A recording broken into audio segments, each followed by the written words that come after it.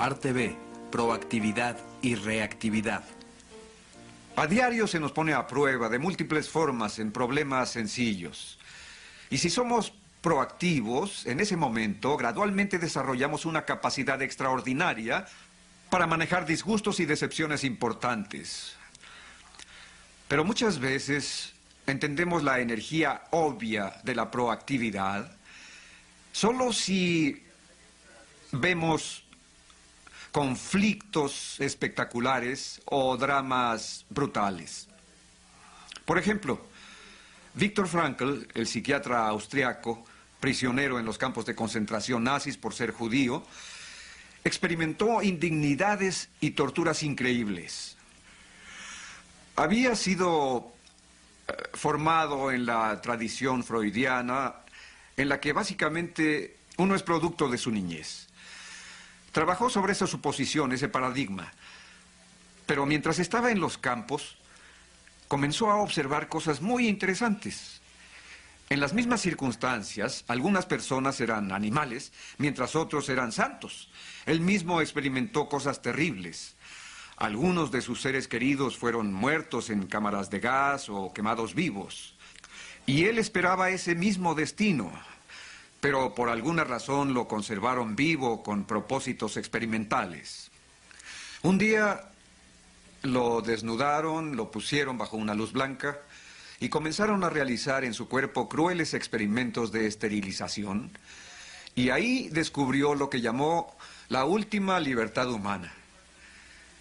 El poder de elegir mi respuesta ante cualquier condición, ante cualquier cosa que me suceda. Le llamó la última libertad humana. Y cultivó esta íntima respuesta hasta el momento en que, en su imaginación, se vio enseñando a sus estudiantes en Austria, después de ser liberado del campo, todas las experiencias que estaba teniendo, las reflexiones, el aprendizaje que estaba adquiriendo, y llegó a postular que el más alto valor humano es el poder de elegir una actitud en situaciones sobre las cuales no se tiene control. Esa era la última libertad humana.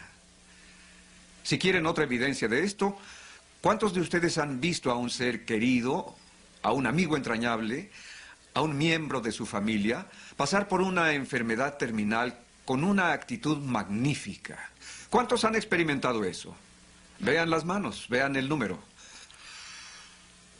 ¿Cuántos estuvieron profundamente inspirados por ese modelo? Las mismas manos. Yo lo viví con mi hermana Marilyn, quien acaba de morir.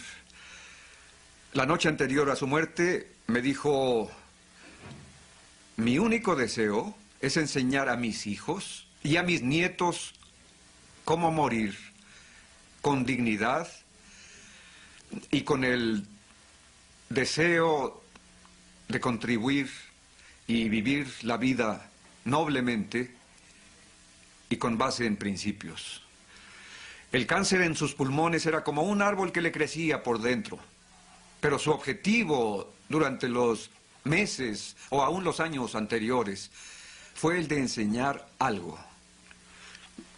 Esos hijos y nietos, amigos y seres queridos, estarán inspirados y ennoblecidos por su modelo y su enseñanza el resto de sus vidas. Entre lo que nos sucede, el estímulo, cualquier cosa que nos pase o que nos esté pasando ahora, entre ese estímulo y nuestra respuesta hay un espacio. En ese espacio radica nuestro poder y la libertad para elegir nuestra respuesta. En estas elecciones radica nuestro crecimiento y nuestra felicidad.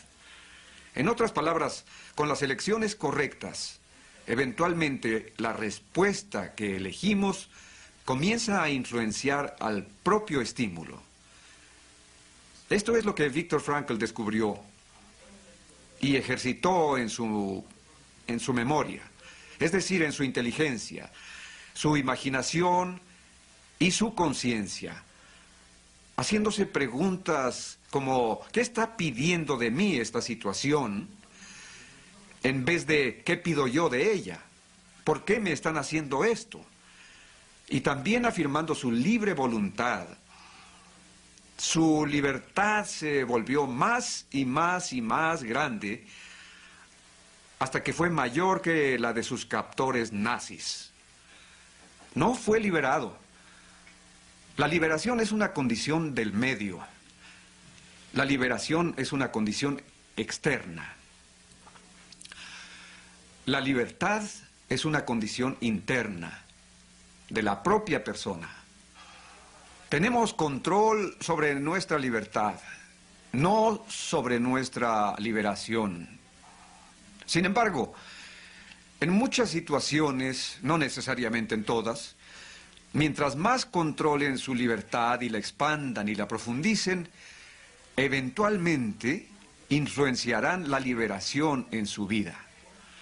Las opciones, las alternativas que están disponibles, eventualmente su cabeza creará su mundo. Su respuesta al estímulo eventualmente influenciará al estímulo y en alguna medida él lo experimentó.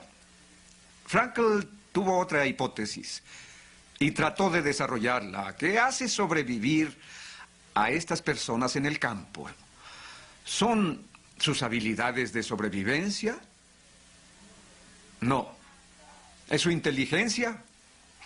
No. ¿Es su salud? No. Esas cosas eventualmente se perdían. Así. Ayudaban inicialmente, pero al final se perdían. ¿Es su estructura familiar? No. Lo que nos capacita para sobrevivir es una visión del futuro. El significado de lo que nos falta por hacer. Una contribución que nos falta dar. Esto se convirtió en la base de su brillante autobiografía sobre estas experiencias llamada El hombre en busca de sentido. Un amigo suyo se sentía tan mal que quería suicidarse y Frankl lo presionó. ¿Por qué no lo haces?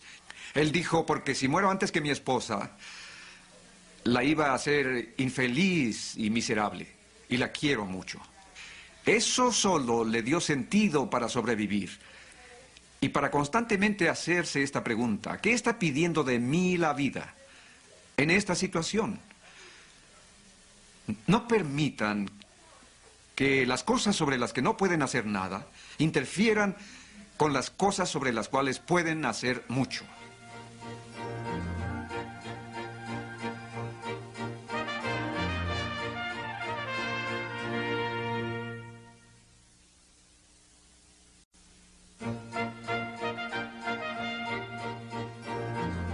Parte C. Asumiendo responsabilidades. Una vez, mi hermano y yo fuimos a un cañón con un primo.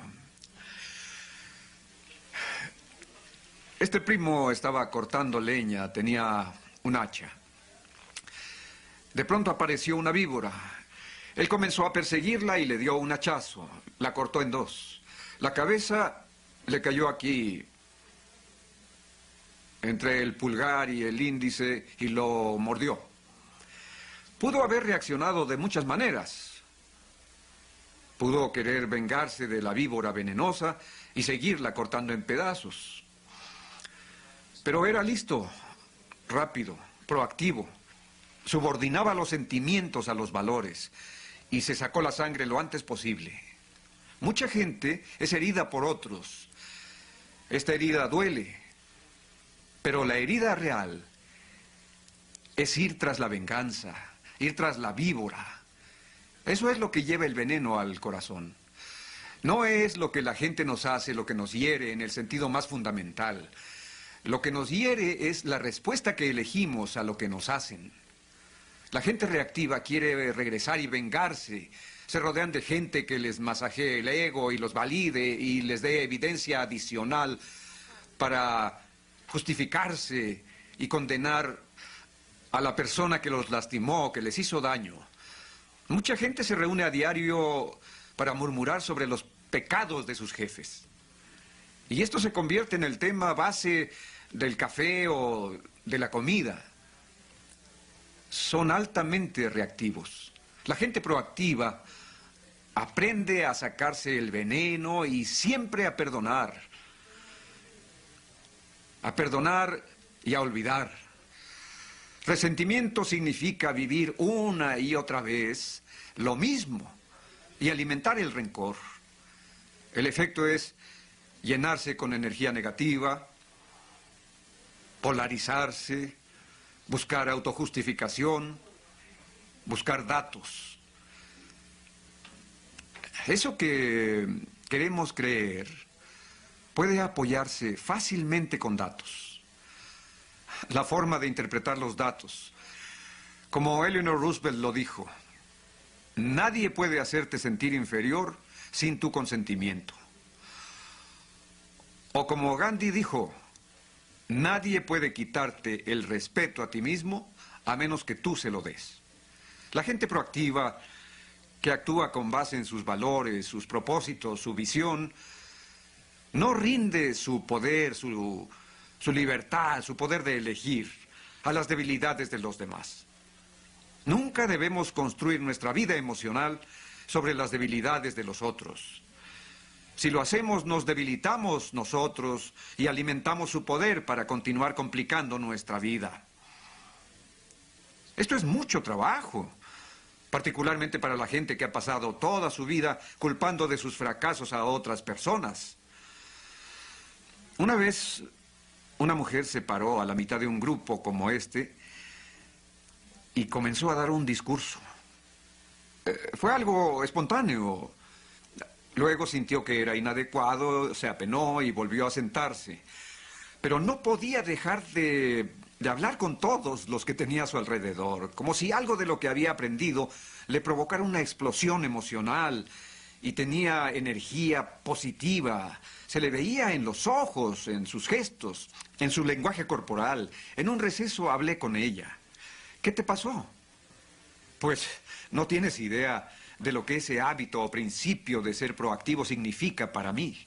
Soy enfermera de tiempo completo de la persona más miserable y desagradecida que te puedas imaginar. Ni siquiera acepta conocerme, no demuestra ningún aprecio. Las otras enfermeras se sentían igual, casi nos poníamos a hablar de su muerte, esperándola, deseándola, mientras lo cuidábamos. Y que tú tengas las agallas de decir que yo elijo ser miserable. Por favor, yo no lo elegí, él me hace infeliz. Pero luego me di cuenta de lo dependiente que soy, de cómo he rendido mi poder a esta conducta miserable. Luego dijo, en cuanto me tragué esa enorme, gigantesca y amarga píldora, entendí y me dije, un momento, si elijo ser miserable, puedo elegir lo contrario.